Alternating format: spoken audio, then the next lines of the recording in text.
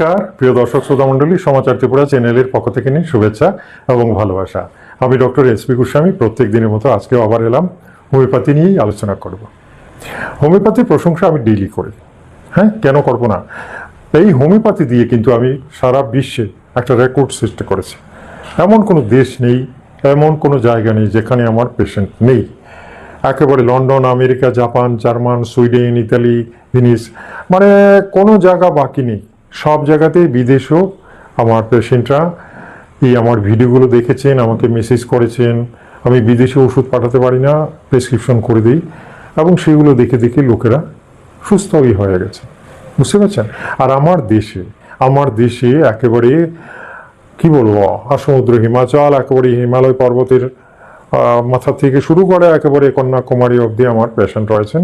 প্রত্যেকটা শহর, হিন্দি শহর, বাংলা শহর, হ্যাঁ, সব জায়গাতেই আমার পেশেন্ট রয়েছে। বিশেষ করে বাঙালিরা বম্বেতে রয়েছেন। তো সব জায়গাতেই আছেন। আপনাদের যাদের কনসাল্ট করার দরকার, হোয়াটসঅ্যাপে নাম্বার দেওয়া আছে, যে কোনো জায়গা থেকে মেসেজ করতে পারেন, কল করে কথা বলতে পারেন। ডিসকাশন হবে এবং ডিসকাশনের পরে দেখবেন সুন্দর আমি উপায় বলে দেব, সুস্থ হয়ে যাবেন। এরকম প্রচুর হয়ে গেছে না অলরেডি।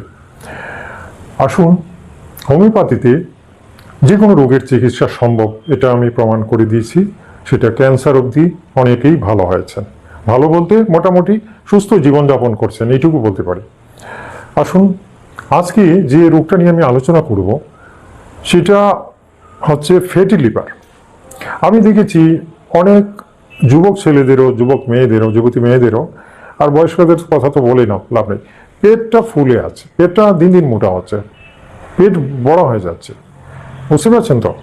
তো ইজি, একেবারে সহজই ব্যাপার। এলোপ্যাথি ডাক্তারের কাছে গেলে ওরা বলছেন ফ্যাটি লিভার হয়ে গেছে, নন অ্যালকোহলিক লিভার সিরোসিস হয়ে গেছে, এটা ডায়েট কন্ট্রোল করুন, ডায়েট কন্ট্রোল করুন, হ্যাঁ, তেল মশলা ঘি জানেন, এগুলো বন্ধ করে দিতে হবে। চর্বি জাতীয় জিনিস একদম মোট খেতে পারে না। আচ্ছা, লিভার সিরোসিসের মেইন কারণ হচ্ছে লিভারে চর্বি জমে যাচ্ছে। চর্বি এমন অবস্থা, চর্বিতে ঢেকে যায় লিভার, তখন আর লিভার ফাংশন কিছু থাকে না, লিভারকে কিছু করা যায় না। অনেক সময় অপারেশন কেস হলে অপারেশন করে সেটাকে ছিটিফিটি করে ক্লিয়ার করে দেওয়া হয়, তখন আবার লিভার কাজ করতে শুরু করে। আর যারা ড্রিঙ্ক করেন, বুঝতে পারছেন তো, যারা ড্রিঙ্ক করেন, ফরেন লিকার খান, মাতালদের কি বলবো, মাতালদের লিভারকে বাঁচানো বড় মুশকিল, কারণ মদ খাওয়া ওরা ছাড়েন না, কোনো পরামর্শই কান দেন না, কোনো অবস্থাতেই ছাড়া যায় না। এই জন্য নেশা মুক্তি কেন্দ্র এখন সরকার বিভিন্ন জায়গাতে নেশা মুক্তি কেন্দ্র করে দিয়েছেন। যাদের কোনোভাবে পরামর্শ তো শুনবেই না, কোনো দিনই শুনবে না মাতালরা, তো সেটাকে তখন জোর করে ধরে নেশা মুক্তি কেন্দ্রে নিয়ে যেতে হবে, এবং সেখানে ধীরে ধীরে ধীরে ধীরে 1-2 মাস 3 মাস রাখার পরে নেশার চোটটা কমে গেলে বাড়ি ফিরে আসে। এটা একটা সহজ পদ্ধতি, এবং আজকাল এই ট্রিটমেন্টটাই বেস্ট বলে সবাই মানছেন। আচ্ছা, কোলেস্টেরল, ভালো কোলেস্টেরলও শরীরে তৈরি হয়, আবার খারাপ কোলেস্টেরলও আছে। ভালোটারও দরকার, কিন্তু কোলেস্টেরলের পরিমাণটা, বিষাক্ত কোলেস্টেরল যদি শরীরে বেশি জমে যায় সেটা বড় মারাত্মক, বুঝতে পারছেন তো। সেটাই কাল হয়ে যায় এবং সেটাকে লিভারটাকে ধীরে ধীরে ধীরে ধীরে ড্যামেজ করতে থাকে। এটা বড় ডেঞ্জারাস। হ্যাঁ, লিপিড প্রোফাইল টেস্ট করতে হয়, লিপিড প্রোফাইল করতে হয়, অনেক সময় বিলিরুবিন টেস্ট করতে হয়, জন্ডিসের জার্ম আছে কিনা, লিপিড প্রোফাইল করতে হয়, কোলেস্টেরল যে অবস্থা সেটাকে জাজ করা, চেক করা, এগুলো দরকার। এগুলো যখন দেখা যায় যে ঠিকই আছে, এগুলো সব অ্যাবনর্মাল পজিশনে আছে, তখন ট্রিটমেন্টে আসতে হবে। যাই হোক, অনেকে অ্যালোপ্যাথিতে যান, অ্যালোপ্যাথিতে বড় কঠিন ব্যাপার, সারে না।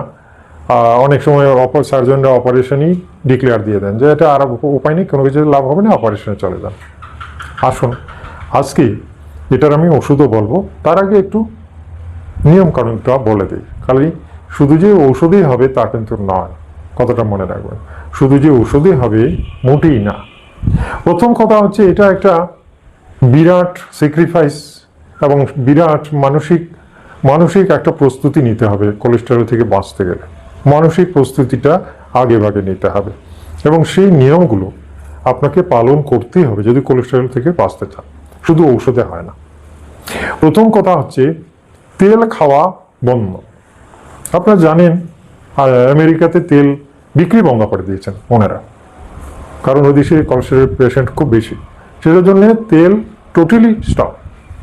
তো আমাদের দেশে তো লোকেরা খাচ্ছেন আর রোগেও ভুগছেন, কোলেস্টেরল বেড়ে যাচ্ছে, লিপিড প্রোফাইলে অ্যাবনর্মালিটি দেখা দিচ্ছে, আপনারা তেল বাদই দিয়ে দেন। এখন বলবেন যে তেল বাদ দিলে কি দিয়ে খাবো? ঠিক, তেল বাদ দেওয়া যাবে না, বাট তেল তো কমানো যাবে। ঠিক আছে, একদম 1 ফোঁটা 2 ফোঁটা 1 ফোঁটা 2 ফোঁটা তেল দিন, খেতে স্বাদ লাগবে না এবং সেদ্ধ সেদ্ধ মনে হবে, তারপরেও খান। যে সমস্ত সবজি, শাক সবজি বা অন্যান্য ক্ষেত্রে মানে চর্বি বেশি, যেমন মাংস, হ্যাঁ, রেড মিট যেটাকে বলা হয়, পাঁঠার মাংস, খাসির মাংস, এটা সেটাতে প্রচুর পরিমাণে চর্বি থাকে, ফ্যাট। সেটা এমনিতেই চর্বিতে দেহ ভরে গেছে, আর তারপরে যদি আরো চর্বি খান তাহলে তো 12টা বেজে গেল, বুঝতেই পারছেন।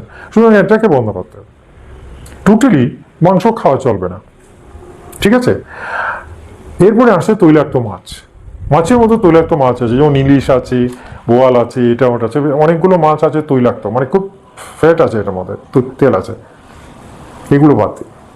মাছ খেতে পারবেন, ছোট মাছ খেতে পারবেন, ছোট ছোট মাছ আছে এদেরতে তেল কম থাকে, সেগুলো খেতে পারবেন।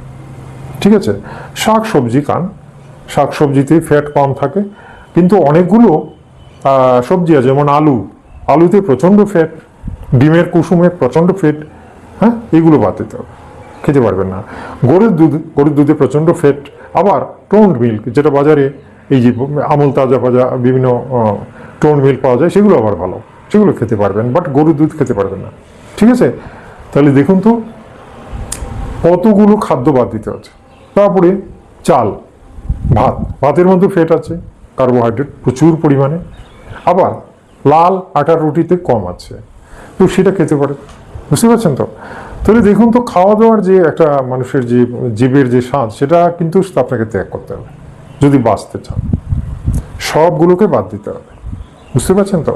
মিষ্টি তো এমনিতেই বাদ দিবেন, মিষ্টি বাদ দিতে হবে, মিষ্টি, আলু, হ্যাঁ, এই সমস্ত জিনিস একদম বাদ দিয়ে দিতে হবে, মাছ মাংস এগুলো বাদ দিতে হবে, তেল বাদ দিতে হবে। তারপরে যে ওষুধটা খাবেন দেরি না করে বলে দিন, নিয়মকানুন তো বলে দিলাম, আশা করি কথাগুলো রাখবেন যদি সুস্থ হতে চান।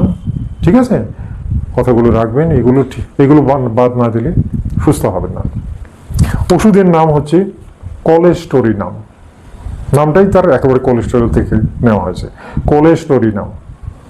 এটা কিন্তু 3x ট্যাবলেটও পাওয়া যায়, ঠিক আছে, পটেন্সিও পাওয়া যায়, যেটা যে কোম্পানি যেভাবে তৈরি করছেন সেভাবে করছেন। তো বলিনি 3x ট্যাবলেট কিনে নিতে পারেন, এসবিএল কোম্পানির আছে ভালো 3x ট্যাবলেটগুলো, আপনি ডেইলি 2টি করে ট্যাবলেট, সকালে 2টি বিকালে 2টি খেতে পারেন। কোলেস্টোরিনাম 3x। আর পটেন্সি নিলে 30 পটেন্সি নিতে পারেন, 2 ফোঁটা করে দিনে 3 বার করে খান, ডেইলি খালি পেটে 2 ফোঁটা করে দিনে 3 বার, কোলেস্টোরিনাম 30 CH। আশা করি এই একটি ওষুধেই অনেক কিছু কমে যাওয়ার কথা, কিন্তু বাকি যদি নিয়মকানুনগুলো আপনি পালন করেন তাহলে সেরা। খাওয়ার পরে বজ্রাসন করবেন। বজ্রাসন কিভাবে করতে হয় একটু দেখে নেবেন, নেট দেখে চিনে নিন কিভাবে বজ্রাসন করতে হয়, বুঝতে পারছেন তো। লিভার স্টমাকে ফ্যাট জমতে দেবে না, ঠিক আছে, এই কথাটা মনে রাখবেন। কিছু এক্সারসাইজ করতে পারেন, ছোটাছুটি করতে পারেন, যত ছোটাছুটি করবেন দেহের ফ্যাটটা জ্বলবে, ফ্যাট বার্নিং হবে। বিদেশে এই কোলেস্টেরল নিয়ে ভীষণ বিপ্লব শুরু হয়েছে, ওই দেশের মানুষের সুখের জীবন, বুঝতে পারছেন তো। গাড়িতে চড়ে এখানে ওখানে যাওয়া, হাঁটার কোনো সুযোগই নেই। বিদেশের লোকেরা দেখেছেন তো, শহরে মানুষজন দেখা যায় না, সব গাড়ির লাইন, গাড়ির ভেতরে থাকেন, গাড়ি থেকে নেমে দোকানে যান, দোকান থেকে জিনিস কিনে আবার গাড়ির ভেতরে ঢুকে যান, ঢুকে বাড়ি আসেন, দরজা লাগান, ভেতরে ঢুকে আবার সোফায় বসে গেলেন। তো এই আয়াসের জীবনে শারীরিক শ্রম হয় না। কিছু লোক জিমে যান, যারা বুঝেন জিম তৈরি আছে, সেখানে বিকেলবেলা একবার গাড়ি চড়ে গেলাম, আর সেখানে অল্প সময় এই বারবেল টারবেল এগুলো দিয়ে হাতটাকে একটু, শরীরে পেশিগুলোকে একটু সচল রাখলাম, অনেকে সেটা করেন। তো সেটাতে কিছু কাজ হয়, তবে জিমে বেশি যেতে হবে, সকালে একবার বিকেলে একবার, দুবেলাই যেতে হবে, একবেলা হবে না, বুঝতে পারছেন। সাইকেল বাইকিং একটা ভালো এক্সারসাইজ করতে পারেন। হাঁটা হচ্ছে সর্বোত্তম, ভোরবেলা হাঁটবেন, ভোরবেলা আপনাকে অন্ততপক্ষে আধা ঘন্টা হাঁটতে হবে। আধা ঘন্টা যদি হাঁটেন তো চর্বি কমে, দেখা গেছে। তো এইভাবেই কোলেস্টেরলকে সামলাতে হবে। আর যে ওষুধটা বললাম কোলেস্টোরিনাম 30 CH নেবেন, 2 ফোঁটা করে দিনে 3 বার করে খেতে পারেন, ঠিক আছে? কতদিন খাবেন? 1 মাস খাবেন। 1 মাস পর ফিল করবেন, একটু বন্ধ রাখবেন, কারণ ওষুধ তো কন্টিনিউ সারা জীবন খাওয়া যাবে না। 1 মাস খেয়ে বন্ধ রাখবেন, ঠিক আছে? এইভাবে ফ্যাটি লিভার থেকেও মুক্তি পাওয়া সম্ভব হোমিওপ্যাথির মাধ্যমে। আশা করি হোমিওপ্যাথির ওপরে যাদের আস্থা আছে তারা অবশ্যই ট্রাই করতে পারেন। আর হোয়াটসঅ্যাপে আমার ডিটেলসটা দেওয়া আছে, আমার সাথে একটু কনসাল্ট করুন।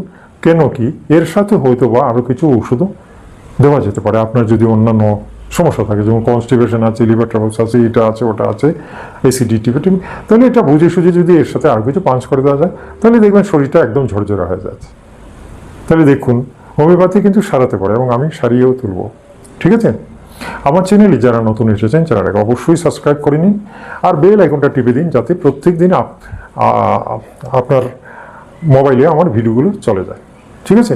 এই ভিডিওটা ভালো লাগলে একটা লাইক দেবেন, ঠিক আছে? আমার রিকোয়েস্ট।